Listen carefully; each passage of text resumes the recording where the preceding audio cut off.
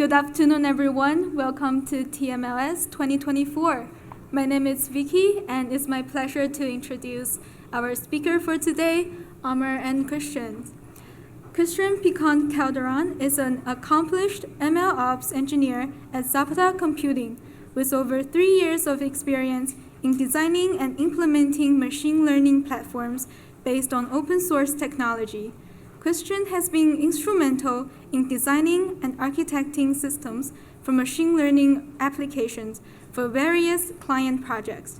Christian's responsibility also includes deploying models into productions, managing core aspects like retaining, monitoring, exposure as a service, drift detection, version control, and auditability.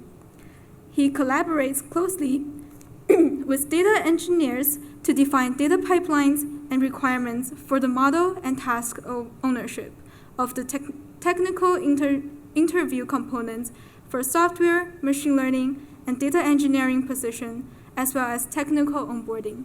Please join me and welcome Christian and Amar to the stage.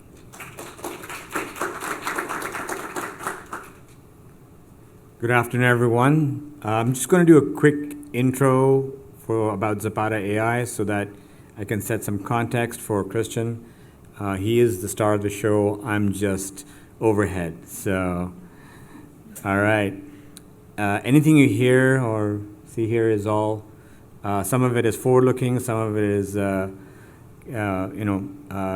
new stuff. And these are our kind of disclaimers.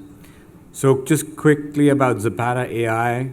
We are a relatively new entity on the machine learning AI world, and we have a significant partnership with Andretti Global Racing, who are part of Indy, NASCAR, Formula E, and so forth. So I kind of want to get ready. That. Green, green, green. The difference here from just a sponsorship in a lot of ways is the fact that we're actually, doing work. They're really able to push us into areas that we wouldn't even be able to go down. What Zapata is doing here is something that they're going to be able to help every industry. Can you use a little overtake flap from here? We're also having Andretti learning cutting edge AI. And that kind of give and take is really special. It's been a building process to build the tools up, prove the tools out. Okay, hit this flap. We were under like 1% difference between what we were predicting would happen with the car and what actually happened with the vehicle. Need a good one, boys. Steering wheel straight, foot on the brake. The knowledge of data analysis that they're able to provide really raises our level. White flag, car 27. What I'm most excited about with our future with Zapata is perfecting this system so we win races. Good job. Oh yeah, boys. Good work, good work. They'll guide you in where to go. Victory lane, obviously. I was hoping there. While we love to talk about auto racing, this set of capabilities around time series data prediction is central to applications across telco, finance, industry, logistics, defense, and more. Zapata's sensor intelligence platform enables machine learning and generative AI to run on live streaming data in a broad range of deployment scenarios. Perfect.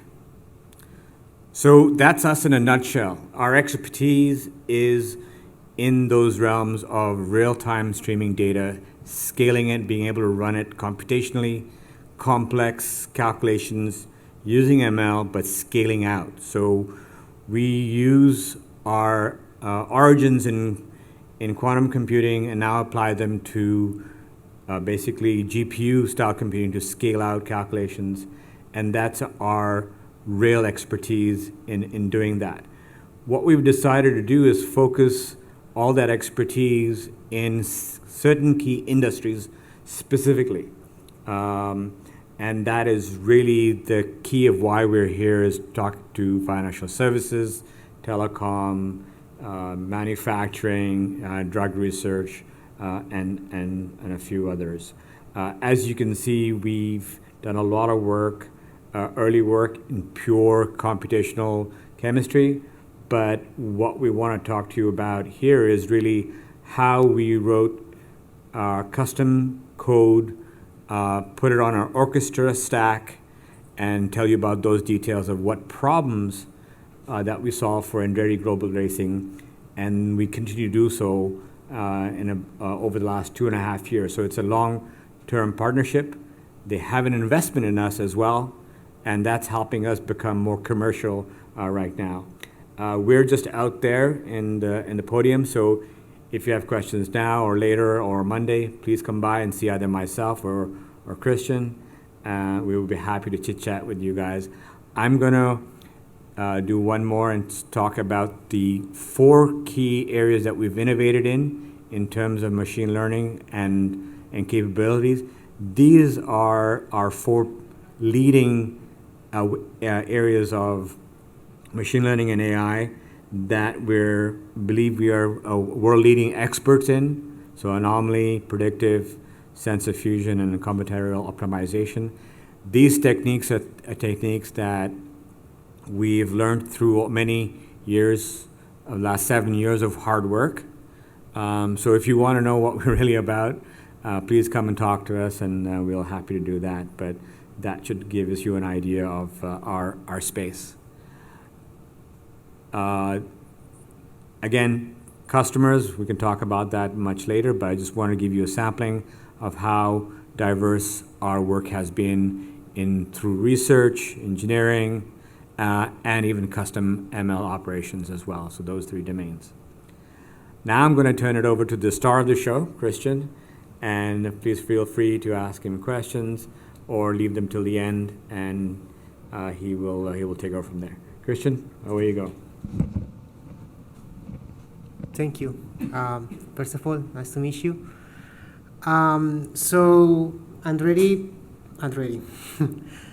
I have in the project since the beginning of this big project. Actually, sorry.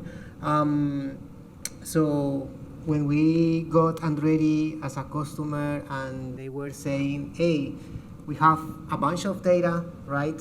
We have data for the car, so you can imagine the amount of sensors that we have installed in that car that are collecting data from different parts of the car during the race, and collecting that data in milliseconds. And then also we have the race data, right? Basically, there is a server that is collecting data from what is happening during the race, what is the status of the race. So all of that start with defining the data infrastructure. So basically, they just said, we have this a bunch of data, we need to do some analytics on there, but please helping us to figure out how we can get a meaningful insights from that data. So we start discovering what is the data, digging into, see what they have, how the data is collected, the different data sources, and even worse, we don't have ownership on that data sources, so we should expect a lot of issues with the data, missing values, different frequencies of what we are getting the data, integrating that data in one meaningful way. Then we discovered that there are a lot of key points that are going to provide to Andretti a meaningful advantage over the race. So for example, you can imagine that the yellow flag is something really important. That is basically when an accident happens in the race, so how we can predict that in order to take really good decisions.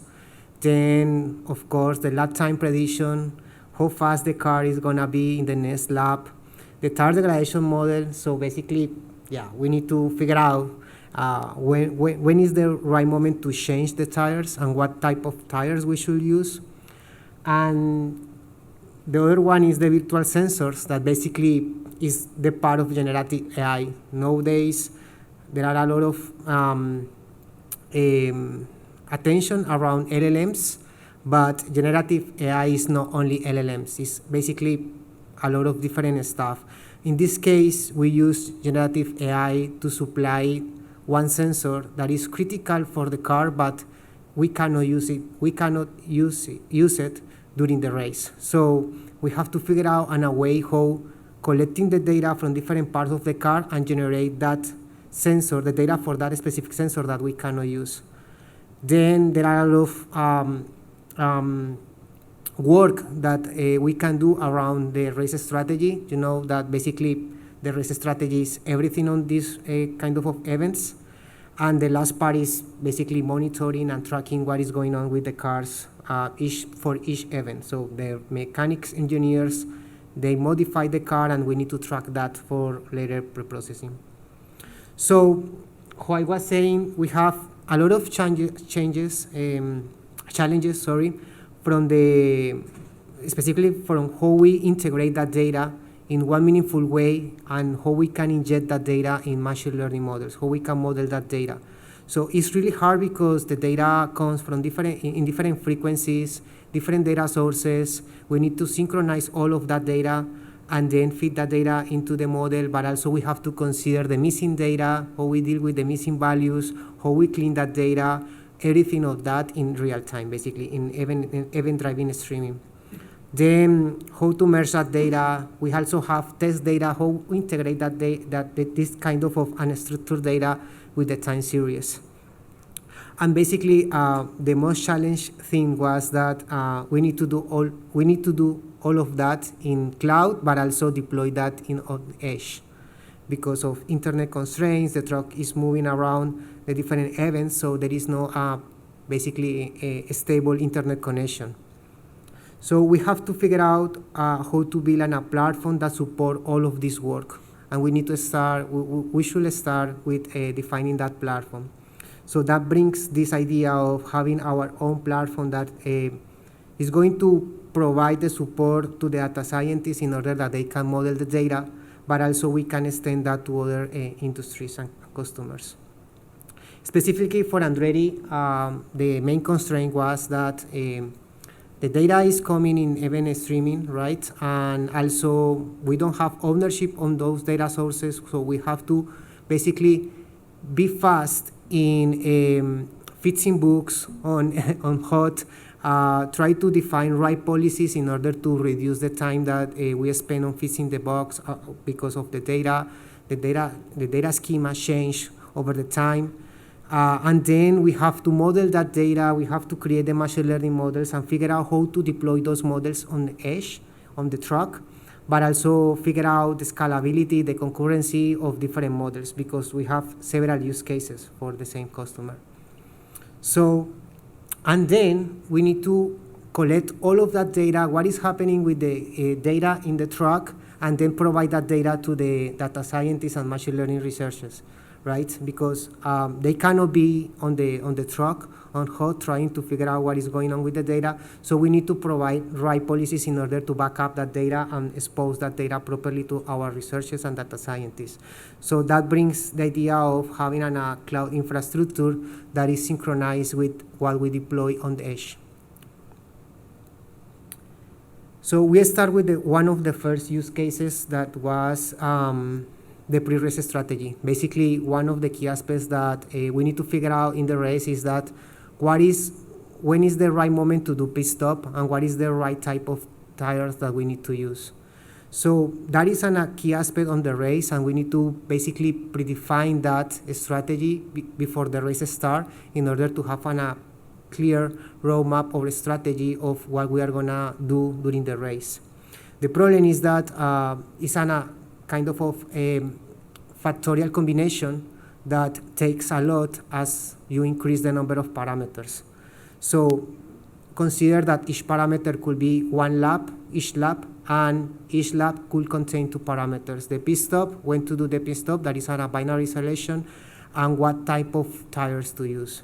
So that was one of the main, that was one of our first solution that was introducing a better algorithm that was done by one of our researchers that speed up that simulation 50 times faster than the current implementation that Andretti have.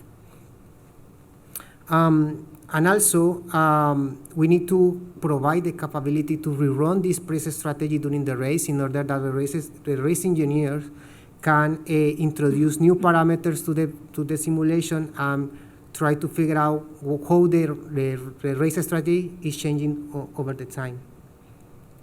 Then we have the yellow flag prediction. So that is the second win that we have with Andretti. So it's really important to predict the yellow flag prediction, right? So you need to understand when a yellow flag is going to happen. For that, we need to deploy it. We deployed 5 models, all of them running for the same in the same endpoint, basically. And we need to handle the concurrency of these models. And all of that has to happen on edge. Basically, this is one of the screenshots for our application. Basically, the white dots are the ground through, and the green dots and the yellow dots are our predictions. So basically, we are trying to provide an estimation of what is the probability that the yellow flag is going to happen in the next lap up to the 5th lap. So in order to do that, we need to deploy one model for each lap that we want to predict. So basically, you will see that here the application is running, and we are basically providing that estimation. And then here is when a yellow flag happens. So an accident occurred in the lap 27, and we predict that that is going to occur. And this is the portion where we predict that in the application. So the lap time prediction is the other aspect of the race that we want to figure out, right? So in order to do this, we need to deploy one model per car, and 2 models per car, sorry. And then we need to figure out how to handle all of these models running in real time during the race on edge. So each car has his own prediction, and we need to reconcile that in the dashboard in order to plot that in a meaningful way that the race strategists that are no machine learning engineers or data scientists, they have to understand. So this was the other challenge that we faced, and it was really interesting.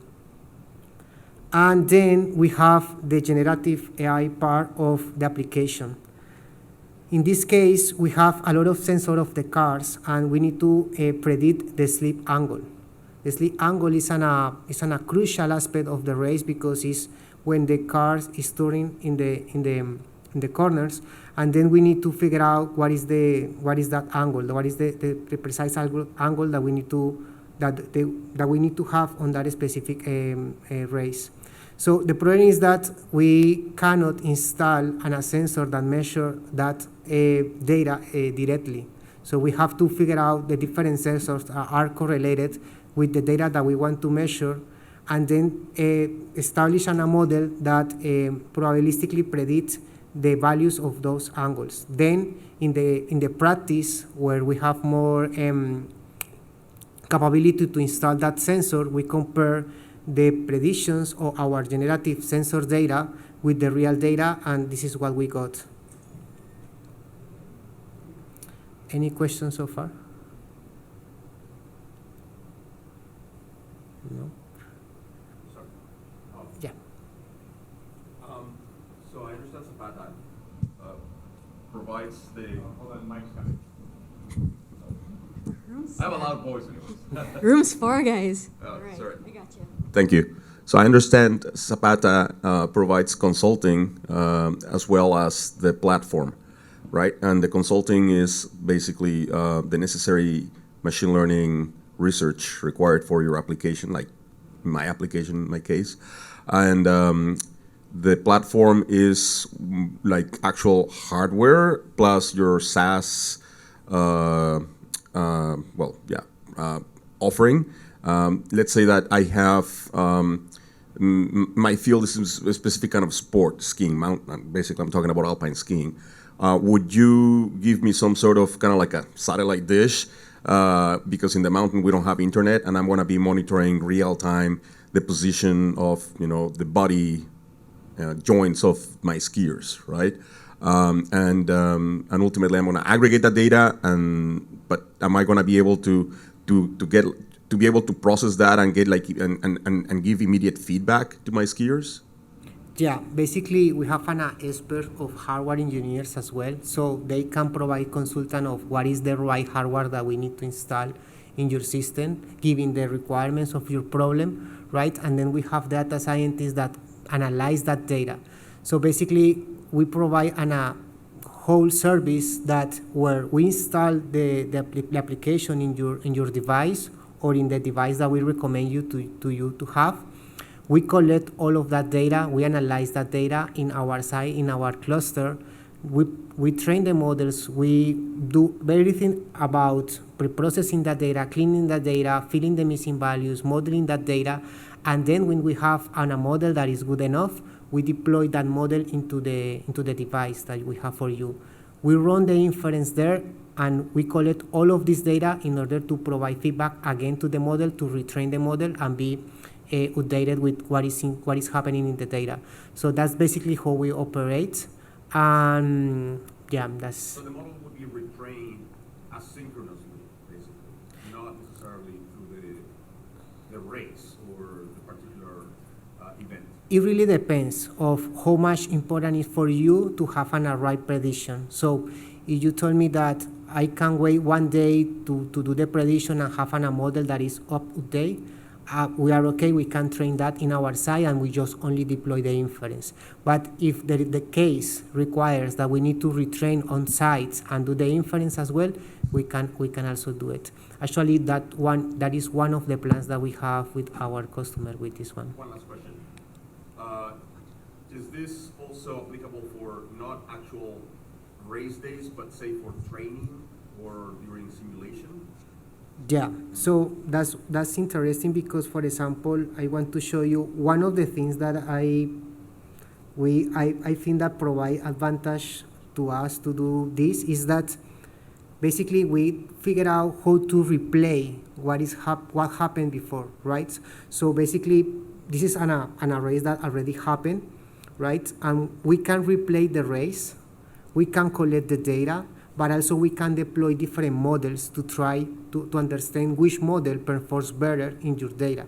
So that's the nice thing, because we only know are deploying the models on site, but also we are collecting the data for retraining the models or investigate different models that can play better on your situation. Thank you. Sorry. I didn't. Sorry. I'm just moving it over to the other screen for you. There you go. Yeah. It's right here.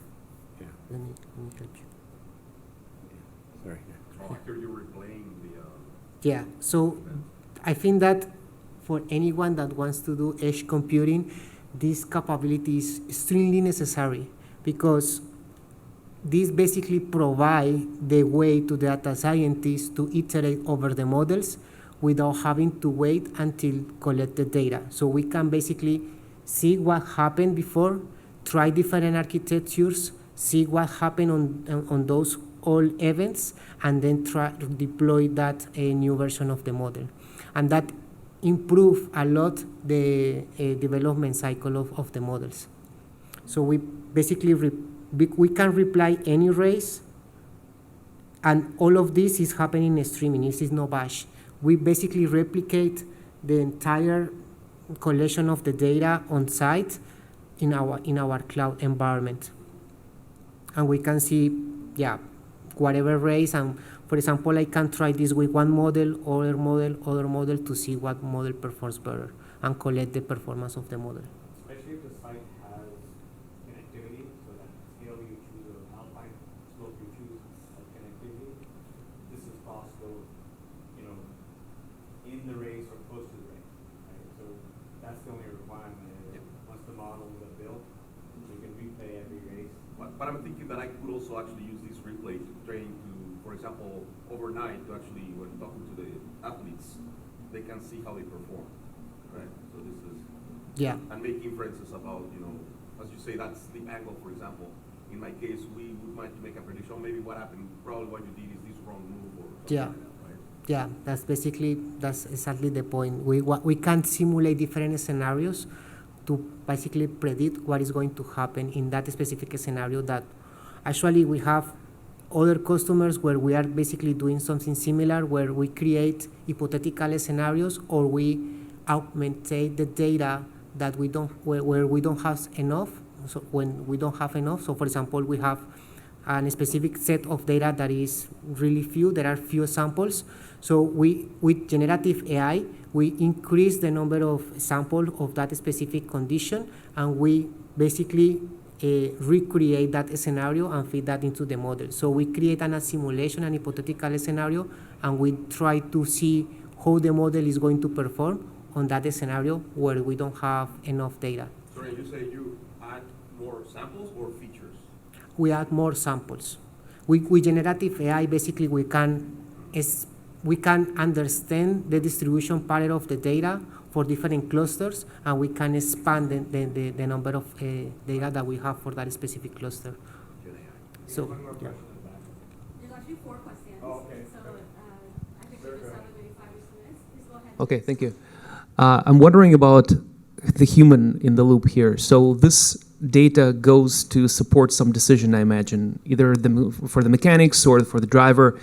Do you find that when you aggregate data from so many sensors by several models, that when you plug a human in the decision-making loop, that it slows you down, or does it help the human? I'm wondering, how does this interplay between those models, those predictive models, go into the actual decision-making kind of loop?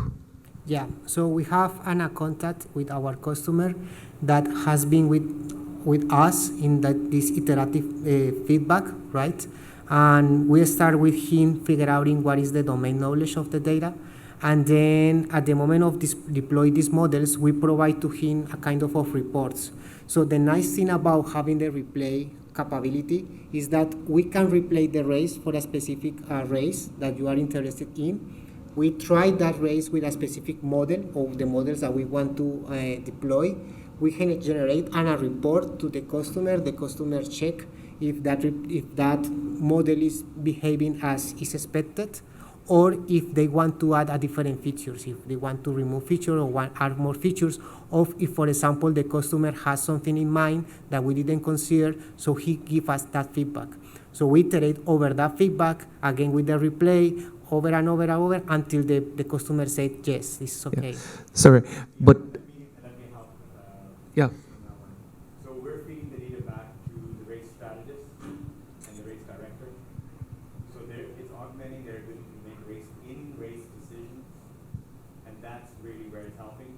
It's also helping them model post-race and even pre-race decisions. So we've got multiple models we built for them over the years, as you saw some in use cases, and there's more that they want to do with us. So it's augmenting their decision-making with real data, more accurate, more timely data. And if, say, I'm a driver who, approaches a corner, and then the model tells me that I should take this angle, right? If I understand the slip angle correctly, so I should take this angle to go through the corner. Is that something that the model would tell me?